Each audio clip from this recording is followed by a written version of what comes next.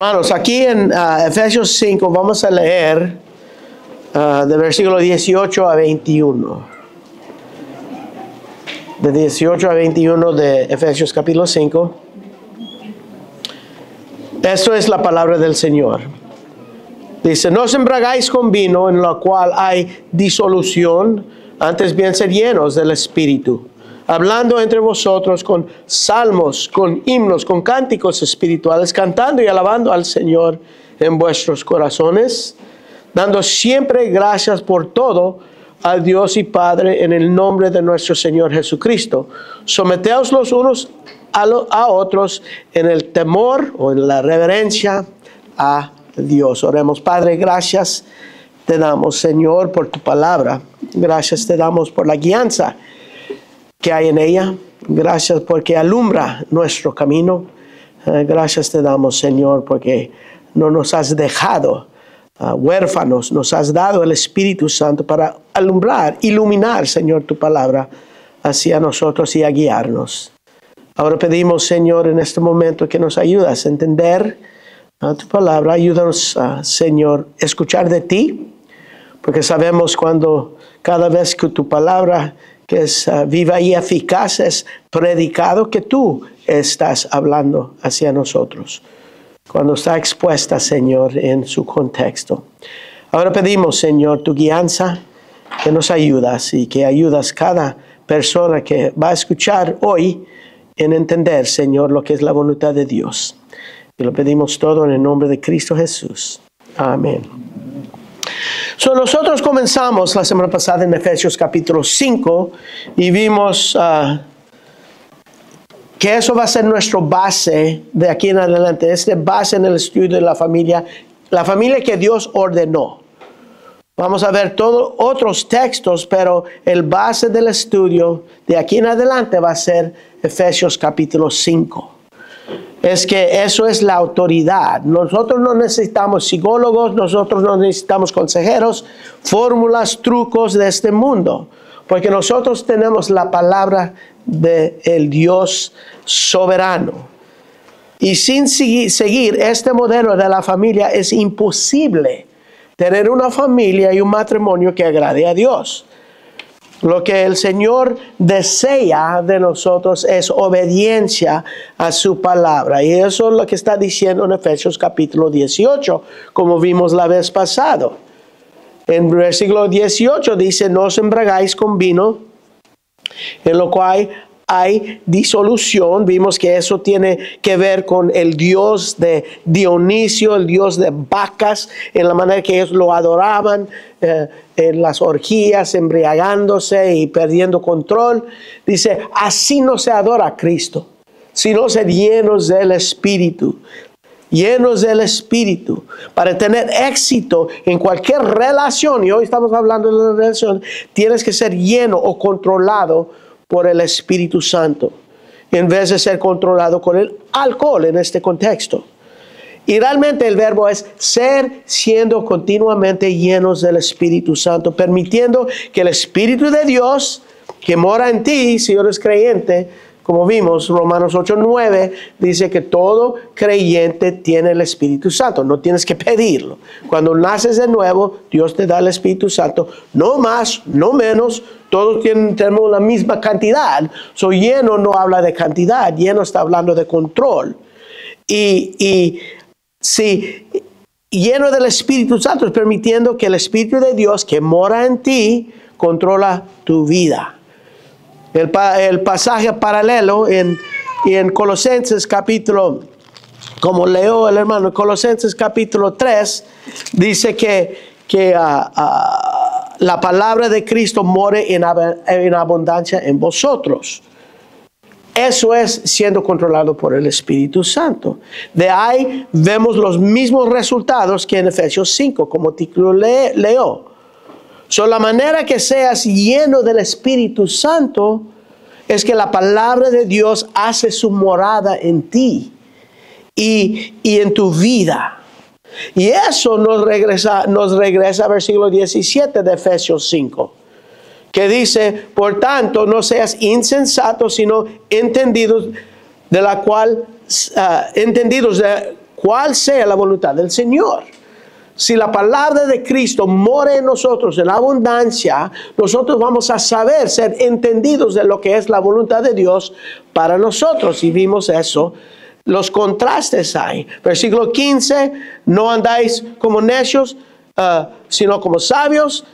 Versículo 17, no como insensatos, sino entendidos. Versículo 18, no con vino, sino con el Espíritu Santo. Hay 3 declaraciones con contraste que el apóstol Pablo está compartiendo.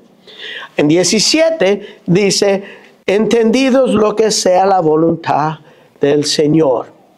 La voluntad. Y eso viene como de la palabra de Dios, que es el fundamento te lleva a andar con diligencia, como dice en versículo 15. Y últimamente te va a ayudar en tu vida a aprovechar bien tu tiempo para la gloria de Dios. Y eso es lo que dice en versículo 16. Aprovechando bien el tiempo, porque los días son malos. Y esa palabra de tiempo no es cronos, que habla de segundos, minutos, horas, días. Es la palabra kairos. Kairos es una palabra que habla de una época, de un tiempo especificado. Y ese tiempo, aprovechando bien como creyentes, es el tiempo de nuestra vida. Y cuando llegue a ser parte de una familia, en cualquier rol estás, aprovechar bien tu tiempo en la familia. Todo esto es como repaso de la semana pasada. Nos dice, si tú quieres religión verdadera, si tú quieres adoración verdadera, si tú quieres comunión con Dios, si tú quieres agradar a Dios, si tú quieres comunión espiritual con tus hermanos en Cristo, tienes que ser, ¿qué? Lleno del Espíritu Santo, controlado por el Espíritu Santo. No lleno de vino, sino controlado por el Espíritu Santo. Y lleno del Espíritu Santo es que obedeciendo la palabra de Dios, así es.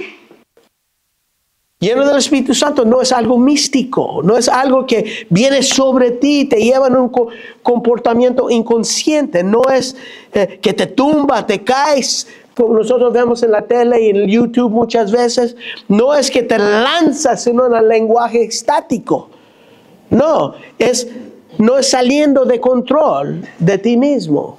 Eso no es lleno del Espíritu Santo. Es siendo continuamente controlado por el Espíritu Santo, que lo hace por obediencia a la palabra de Dios. Eso es ser lleno del Espíritu Santo. Estamos hablando de obediencia a la verdad. No místico. Es muy práctico. Y eso es el fundamento de una vida y de una familia que está plantado firmemente en la roca. Vamos a regresar a Mateo capítulo 7 y ver esto. En Mateo 7, 24, vamos a mirar el contexto inmediato. Dice, no todo, en versículo 21, no todo el que me dice, Señor, Señor, entrará en el reino de los cielos, sino el que hace la voluntad de mi Padre que está en los cielos. Wow. Porque hay muchos que van a profesar. Aquí dice en versículo 22, muchos me dirán, en aquel día, ¿cuál día? La día del Señor, cuando Él regresa. Señor, Señor, ¿no profetizamos en tu nombre? En tu nombre echamos fuera demonios, en tu nombre hicimos muchos milagros. Versículo 23, entonces les declaré, nunca tuve una relación con ustedes. Nunca los conocí. No es que los conocí y luego ya no. No, nunca. Apartaos de mí, hacedores de maldad. Wow. Eso es fuerte. Y luego en el versículo 24 dice, cualquiera pues que oye estas palabras y los hace, lo compararé a un hombre prudente. Aquí está el sabio, prudente, que edifica su casa sobre roca. Que edificó su casa sobre roca.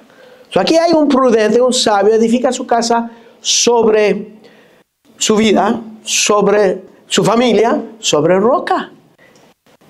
Sobre obediencia a la palabra de Dios. Roca hay, Muchos dicen, ¿qué es roca? Como vimos la semana pasada. Roca no es. Roca es Cristo. Si dicen es Cristo, sí, es Cristo, claro, la roca es Cristo. Pero en este contexto, aquí en Mateo 7:24, dice que oír y hacer es la roca. Es la roca, oír y hacer. Cualquiera pues que oye esas palabras los hace, lo compararé un hombre prudente edificó su casa sobre roca. ¿Qué es roca? Oír y hacer. La palabra de Dios es lo que es. Es obediencia. Edifica su casa, edifica su familia, edifica su vida sobre obediencia a la palabra de Dios, oír y hacer. ¿Y qué pasa? Versículo 25. Y descendió lluvia, vinieron ríos, soplaron vientos, golpearon contra aquella casa y no cayó porque estaba fundada sobre oír y hacer, sobre obediencia a la palabra de Dios. Es que en estos tempestades de la vida, uno como creyente tiene esperanza, tiene recursos en la palabra de Dios de ser lleno del Espíritu Santo. Y uno no sabe qué tipo de pruebas van a venir en la familia o en matrimonio. Pruebas de salud, pruebas con los hijos, pruebas con las finanzas. Y yo sé que hoy en día muchos aquí tienen fuertes pruebas. Yo sé porque yo estoy orando por ellos. Son pruebas tan personales que no quieres compartir con nadie. Tú no quieres que nadie sepa las pruebas. Por eso cuando se casan y se hacen sus votos, dicen en tiempos buenos como en los malos. Dice en tiempos de salud como en enfermedad. En tiempos de prosperidad como en tiempos de necesidad. Y los que oyen la palabra y lo hacen, los que están llenos del Espíritu Santo son prudentes. Edifican sobre el fundamento de la palabra de Dios. ¿Y qué pasa? Viene esta tempestad y dice que no cayó porque estaba fundada sobre la roca. Sobre la palabra de Dios. Escuchar y hacer. Ahora mira el versículo 26. Habla del insensato en contraste. Pero cualquiera que oye las palabras y que no los hace, los ignora, o los creyentes, le compararé a un hombre insensato. Y vimos que esa palabra insensato tiene tiene significado de alguien que no usa la mente. Y también el sabio es el que declara que hay un Dios y el necio dice que no hay Dios en su corazón. Pero el insensato, le compararé a un hombre insensato que edificó su casa sobre arena. No hay fundamento. El insensato necio. ¿Y qué pasa en las pruebas de la vida? Versículo 27, descendió lluvias, en la misma tempestad. Ríos soplaron vientos, dieron ímpetu contra aquella casa y que se cayó. Y grande fue la ruina de esa casa. Grande fue la ruina. Increíble. Destrucción por falta de fundamento. ¿Y qué es el fundamento? Regresamos a Efesios capítulo 5. Ser lleno del Espíritu Santo. Siendo continuamente lleno del Espíritu Santo.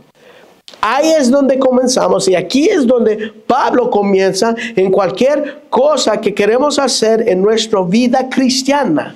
En el ministerio, en la familia, tiene que salir de una vida que está lleno del Espíritu Santo. Un matrimonio con éxito solamente puede salir de dos personas redimidos, controlados por el Espíritu Santo en obediencia a la palabra de Dios. Hermanos, no hay otra manera de tener un matrimonio que agrade a Dios. No hay otra manera. Solamente así. Es el diseño de Dios y es como Dios restaura lo que fue perdido en la caída por desobediencia a la palabra. Ahora uno dice, ok, bien. ¿Cómo es que uno está siendo controlado por el Espíritu Santo continuamente? ¿Qué son las características? What do they look like? Es lo que dije. ¿Cómo es que uno está lleno del Espíritu Santo? Pablo sigue aquí con unas características de uno que está lleno del Espíritu Santo. Versículo 18 dice, versículo 19 dice, 18, no os embriaguéis con vino, sino en lo cual hay disolución, antes bien ser llenos del Espíritu Santo. 19, hablando entre vosotros con salmos, himnos y cánticos espirituales, cantando y alabando al Señor en vuestros corazones. En vuestros corazones. Eso es clave, hermanos. Donde el Espíritu Santo controla una vida, donde hay una vida en obediencia a la palabra de Dios, ¿hay qué? Hay alabanza. Hay alabanza. Y podemos concluir que una vida donde hay adoración y alabanza es una vida llena de gozo. De gozo. Alguien que está hablando entre vosotros en salmos, himnos, cánticos espirituales, cantando, alabando al Señor en vuestro corazón. Hay gozo. Sale de uno que está lleno, un corazón lleno de gozo. Yo te digo, muéstrame una persona que es obediente a la palabra de Dios, controlado por el Espíritu Santo. Yo te muestro a alguien que es positivo, alguien que es alegre y alguien que es gozoso. Eso es. Uno que muestra fruto del Espíritu en su vida. Es alguien lleno del Espíritu Santo. Alguien que está siendo continuamente lleno del Espíritu Santo.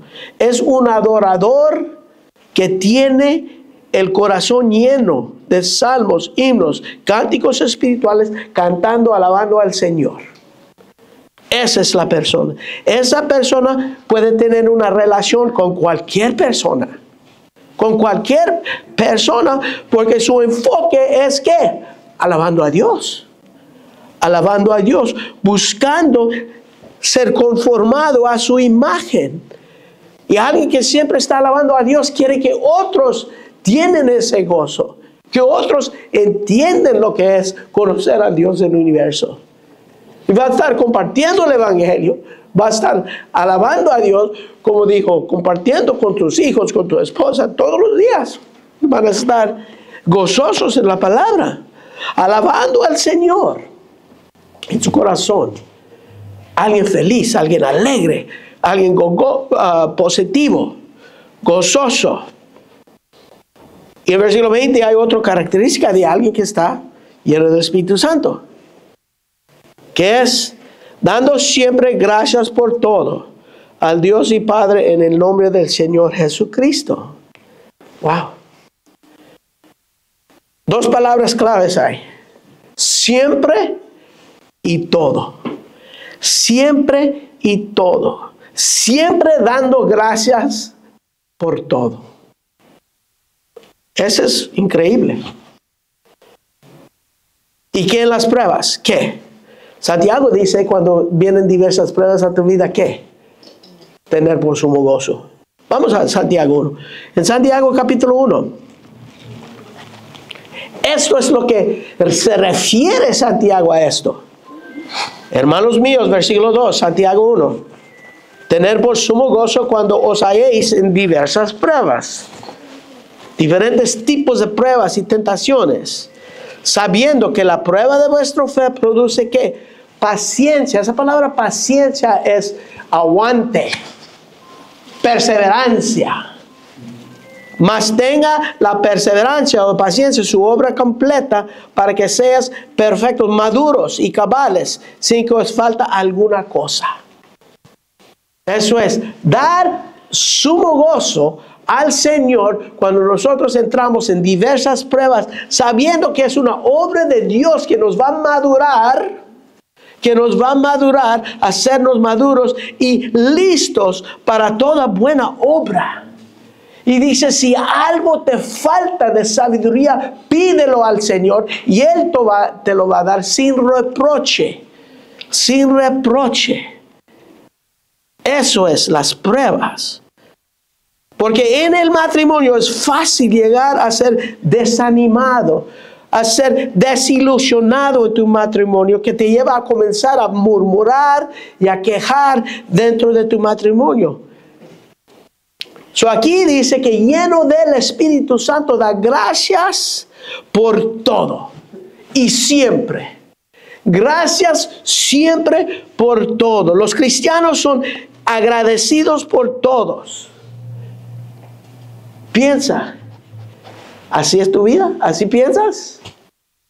Romanos capítulo 1, versículo 28, cuando habla de la ira de Dios, una de las razones por la ira de Dios es que la gente no le dieron gracias.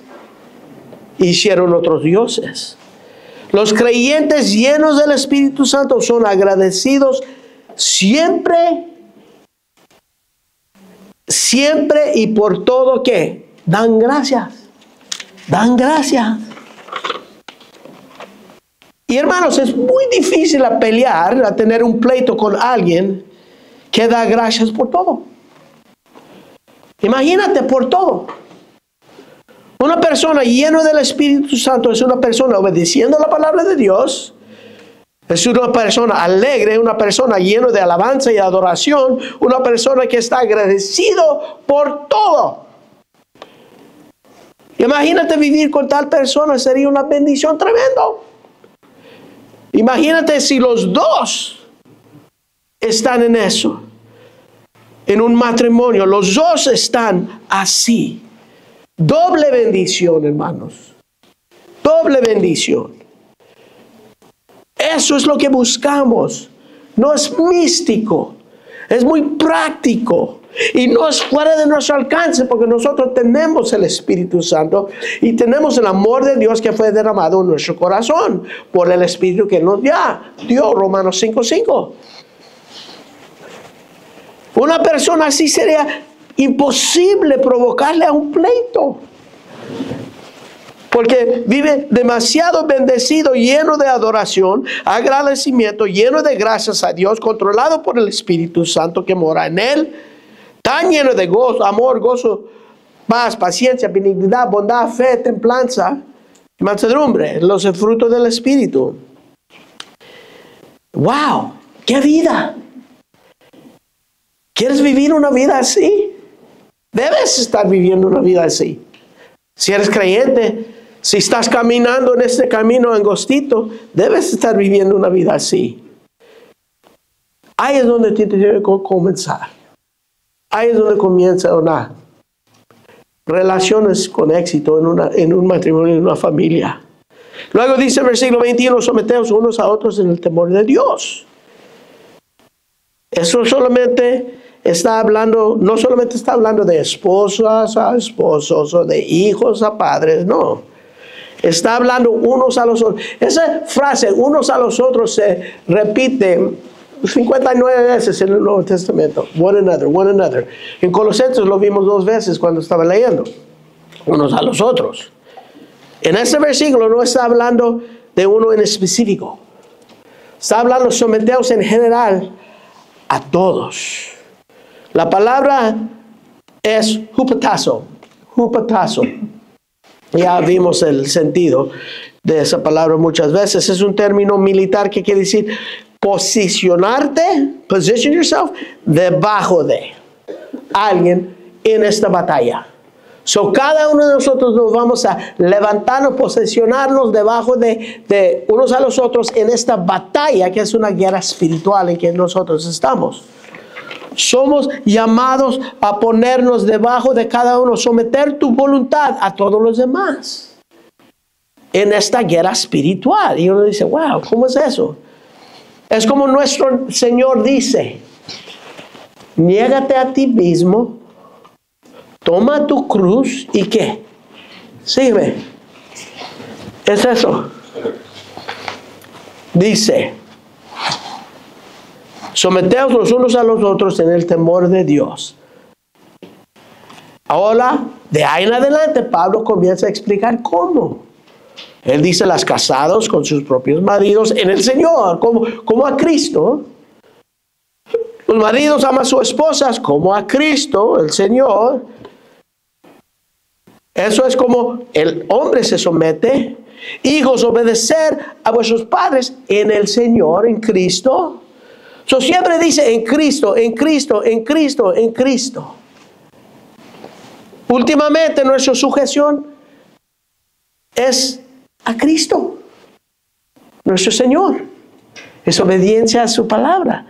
Es edificando nuestra casa en oír y hacer la palabra de Dios. Imagínate esto, una persona controlada por el Espíritu Santo, obedeciendo la palabra de Dios, lleno de gozo y agradecimiento, siempre por todo, listo para someter su voluntad a todos los demás.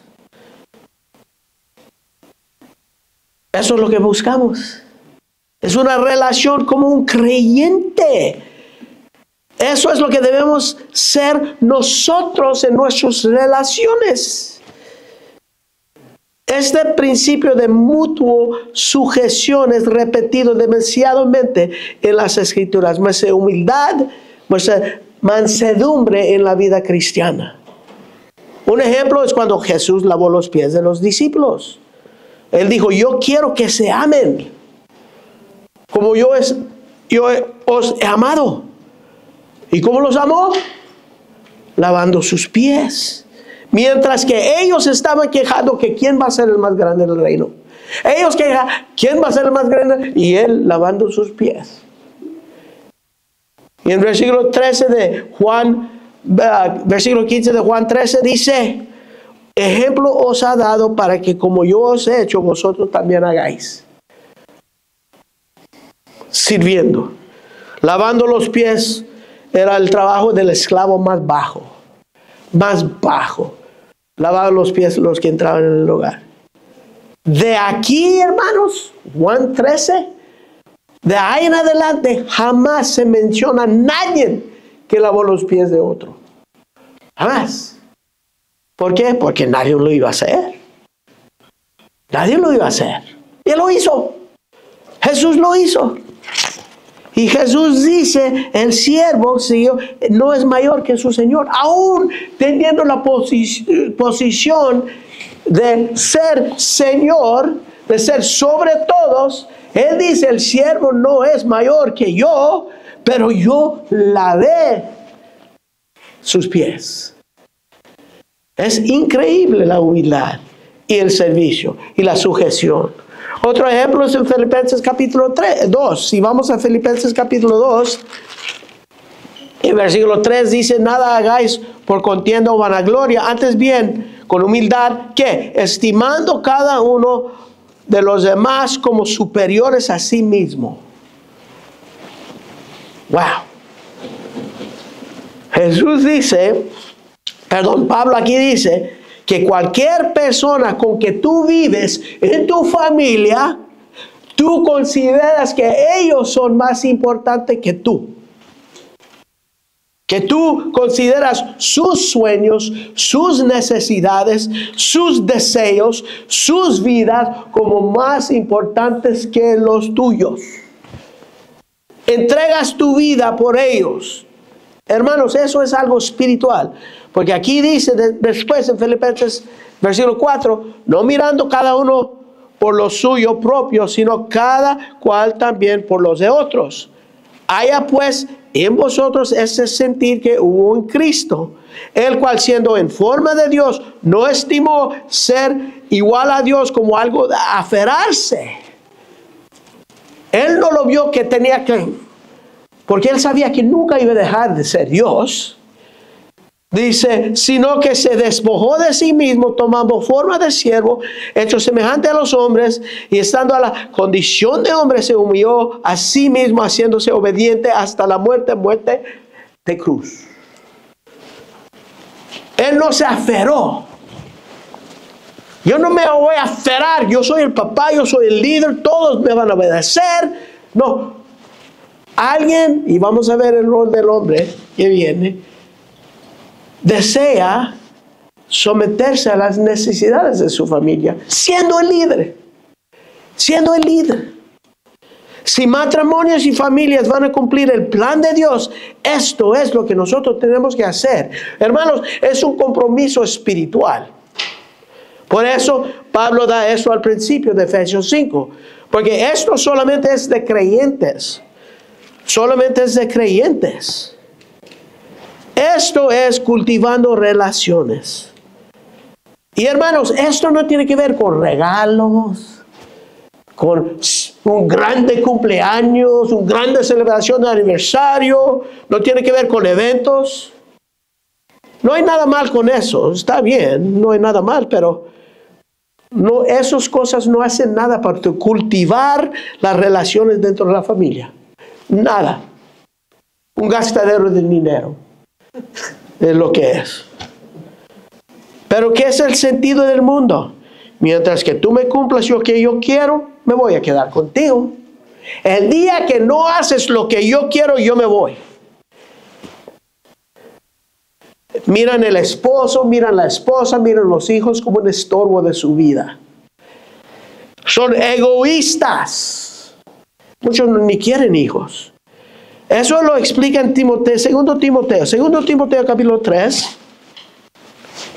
Hablando de los postreros días. ¿Cuándo comenzó los postreros días? Cuando Cristo vino, dice Hebreos capítulo 1. Dice, también debes saber aquí algo. ¿Qué debemos saber? Que en los postreros días vendrán tiempos peligrosos porque habrá hombres amadores de sí mismos. Suena como los papás de hoy en día, sí. Ávaros, vanagloriosos, soberbios, blasfemos, desobedientes a los padres, los hijos, ingratos, los hijos, impíos, toda la familia en unos casos, sin afecto natural, implacables, calumniadores, intemperantes, crueles, aborrecedores de lo bueno, traidores, impetuosos, enfatuosos, lovers of pleasure, amadores de los deleites, más que a Dios. Se aman a sí mismos. Ellos mismos son sus dioses. Por esa razón, mi esposa me estorba, mi esposo me estorba, mis hijos me estorban, todo lo que hago yo me estorba. Cocinar me estorba, sacar la basura me estorba. Todo lo que es en la familia te estorba. Si quieres vivir así como dice en 2 Timoteo 3, no vas a tener una relación saludable con nadie. Con nadie. Ahora Mateo, vamos a Mateo capítulo 19. Mateo 19. Cuando sus enemigos preguntan a Jesús para tentarlo, si es lícito que el hombre divorcie a su mujer por cualquier cosa, mira lo que dijo. Versículo 4. Él respondió y les dijo, ¿no habéis leído? Oír y hacer. ¿No habéis leído? El que los hizo al principio, varón y hembra, nosotros vimos. Los creó en la imagen de Dios. En ese tiempo les dio su género. Y eso en dar su género le da su rol en esta familia, varón y hembra. Y con eso viene su rol, con eso viene su propósito en la vida, en la familia. Varón y hembra. Dice, ¿no has oído, leído? Que el que los hizo, varón y hembra los hizo.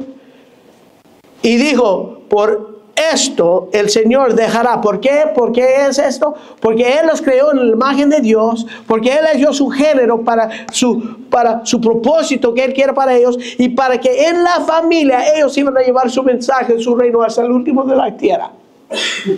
Y aquí dice, por esta razón, por esto, el hombre dejará padre y madre, se unirá a su mujer y los dos serán una sola carne.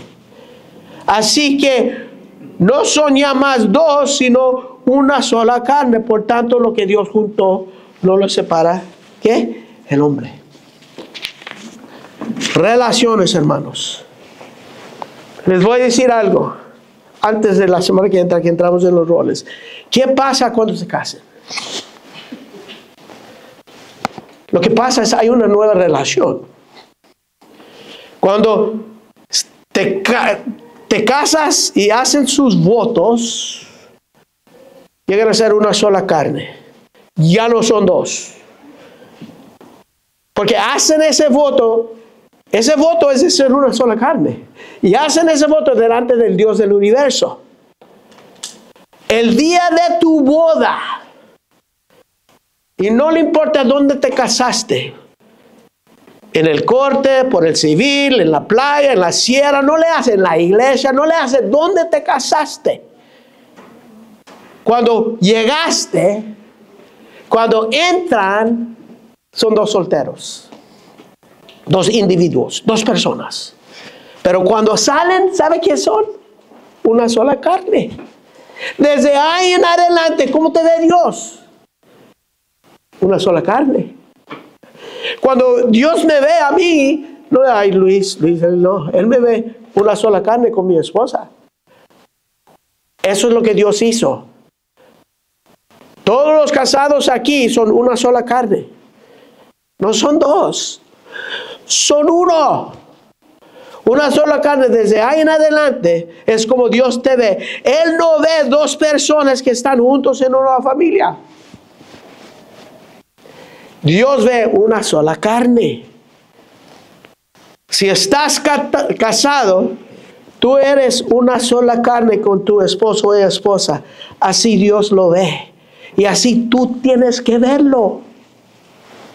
Así tenemos que verlo. Entre todas las pruebas de la vida, todos los desafíos que vienen en un matrimonio, desafíos de salud, de finanzas, con tus hijos, cualquier sea, tienen que pelearlo como una sola carne. Dentro de los desafíos, porque eso es la voluntad de Dios. Todo lo que acabamos de ver. Si pelean estos desafíos como individuos, van a romper el uno o el otro. ¿Y qué pasa? Desacuerdos y no quieren pelear la vida espiritual juntos. Uno quiere aplacer a los hijos en su pecado, otro quiere disciplinar a los hijos en su pecado. Hermanos, son una sola carne, tienen que llegar a un acuerdo en el espíritu caminando. Más que nada. Si Dios está con nosotros en esto, en favor del matrimonio, ¿quién puede estar contra? Satanás. Él quiere más que nada que se separen. Es lo que Él quiere. Más que nada en tu familia. Satanás quiere separarlos. Eso es lo que hizo en el huerto de Edén. A separar lo que Dios juntó. Aquí dice, nadie separa lo que el hombre no puede. Hermano, yo te digo una cosa, no lo dejas. Antes de llegar a los roles, les digo, en las relaciones, no te dejas. No dejas que Satanás viene y siembra duda de tu esposa, duda de tu esposo, porque eso es lo que quiere hacer, es separarlos. Si están casados son uno y Dios quiere que su matrimonio representa ¿qué? Su gloria en esta tierra, como el que imago Dei, como la imagen de Dios, no como dos, sino como uno, porque eso es lo que Él hizo. Y eso nos muestra que la palabra divorcio aún ni se debe mencionar en el hogar cristiano, ni debe salir de la boca de un creyente, y nunca debe ser usado en tu matrimonio. Nunca, nunca, nunca, hermanos, les digo, nunca amenazas a tu pareja con que quieres divorciarte. Porque son uno. Así es como Dios te va. ¿Ve? Y hermanos, si lo hiciste, o hermanas, si lo hiciste, si has amenazado a tu pareja así, arrepiéntate. Arrepiéntate porque es pecado. Y pides perdón primeramente a tu pareja y a Dios por hacerlo. ¿Por qué? Porque esto es serio. Eso es muy serio. ¿Quieres destruir un matrimonio? Comienzas con una amenaza de divorcio. Lo peor que puedes hacer como esposo, como esposa. ¿Cómo puedes cultivar una relación que agrade a Dios? Efesios 5 dice, mirad pues con diligencia cómo andáis, versículo 15, no como necios, sino como sabios, aprovechando bien el tiempo porque los días son malos. Por tanto, no seas insensatos, sino entendidos de la cual sea la voluntad del Señor. No os embriaguéis con vino, en lo cual hay disolución, antes bien ser lleno del Espíritu Santo, como hablando entre vosotros con himnos, salmos, cánticos espirituales, cantando, alabando al Señor en vuestros corazones, dando siempre gracias por todo al Dios y Padre en el nombre de nuestro Señor Jesucristo, y que someteos los unos a los otros en el temor de Dios. Y luego ahí comienza a hablar del rol de cada uno en la relación. Y de ahí nosotros también vamos a hablar del rol de cada uno en la relación en la semana que entra. Oremos. Padre, gracias, Señor, te damos por tu grande bendición que nos has dado en las familias de esta iglesia, Señor. Y como tú nos estás enseñando por tu palabra, Señor, lo que tú deseas de cada familia. Sabemos que aparte de ti nada podemos hacer. Esto comienza con ser llenos del Espíritu Santo. Y pedimos, Padre, que siempre estamos buscando de agradarte con nuestro comportamiento en cuanto a lo que tu palabra dice, sometiéndonos, caminando en ese camino angostito, Señor, que es la salvación. Y pedimos ahora, Señor, que nos ayudas en celebrar lo que tú has hecho en nosotros con la cena del Señor, acercándonos a tu mesa contigo y con nuestros hermanos en Cristo en comunión. Gracias por tu amor, por tu gracia, por tu misericordia. Y lo pedimos en el nombre de Cristo Jesús. Amén.